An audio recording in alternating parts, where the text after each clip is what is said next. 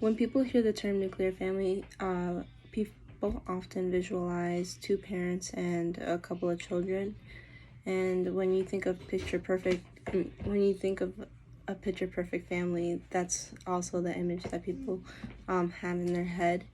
However, in Freud's Society and its Discontent, he lists that there are three sources of suffering: the superior power of nature, the feebleness in our bodies, the inadequacy of the regulations for which adjust the mutual relationships of humans in the family, the state, and the society. And according to Freud, I would think that the third source of suffering deals with the relationship dynamics that we carry like within our families. And our immediate family members are the people that we spend the most time with as we grow up. So like this kind of makes sense. Before it gets to the point that we have to like compromise our own happiness in order to keep the peace within our own relationships, and that can cause, and that in and of itself is like a form of suffering.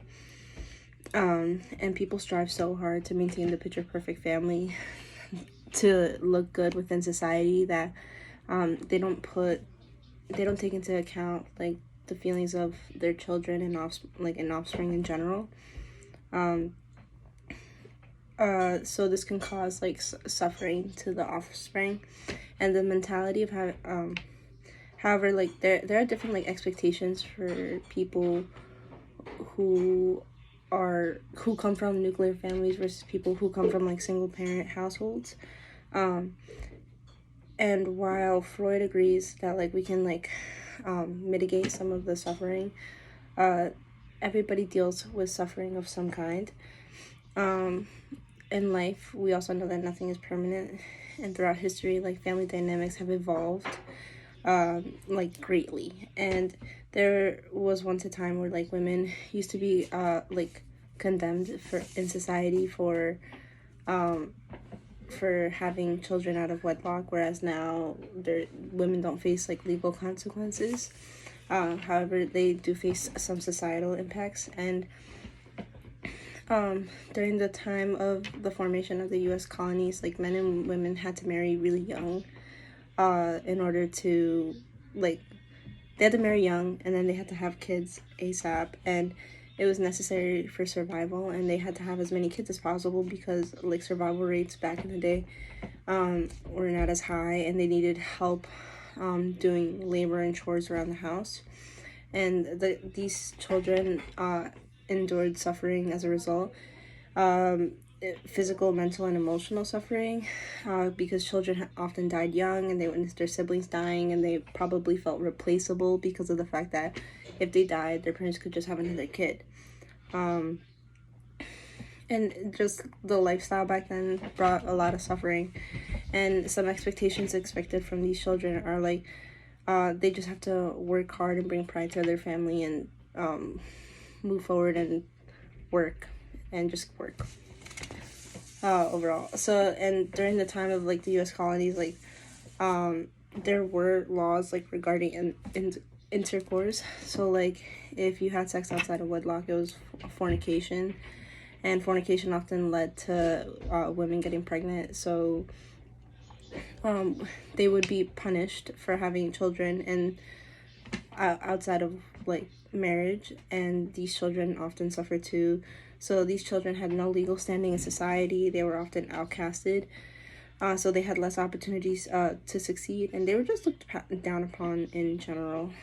So it was much harder to achieve opportunities such as jobs and or places to live, and they didn't really have much expected for them.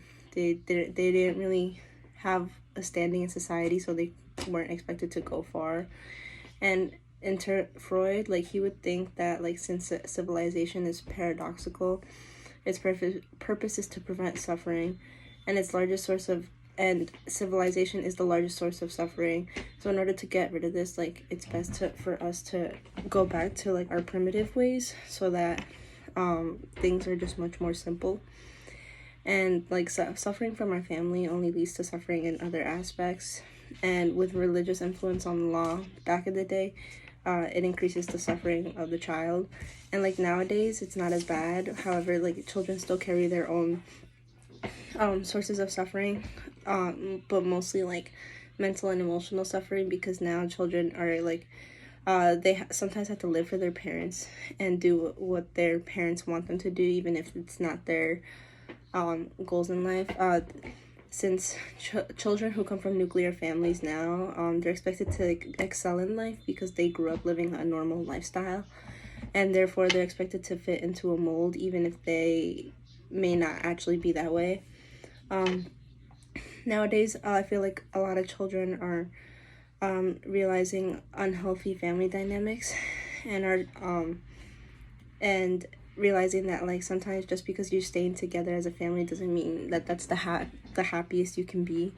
And some expectations for these children would be like to go to college and get a job and make more money than their parents, and basically like they were expected to surpass whatever level their parents are, and that can put like a lot of pressure and cause like suffering. And oftentimes it is left up to them to break generational curses of like emotional abuse or neglect. And in Kant's Enlightenment, he talks about how old prejudices while we can get rid of them, they're often replaced with new ones. And I related that to like suffering, in the sense that like, yes, some can say that back in the day, children in nuclear families would suffer more. However, now it is replaced with like other forms of suffering. So especially since they're expected to achieve higher goals than their parents. And now like children who are born outside of wedlock, while there's not as many legal consequences, sometimes it can push them back, because in the sense of like they may not have as many opportunities. They might compare their lives to other children or like people in general who grew up in a different lifestyle than them, especially if they grew up in a single parent household and they have to celebrate holidays like Mother's Day or Father's Day. It can cause feelings of like emptiness and therefore suffering.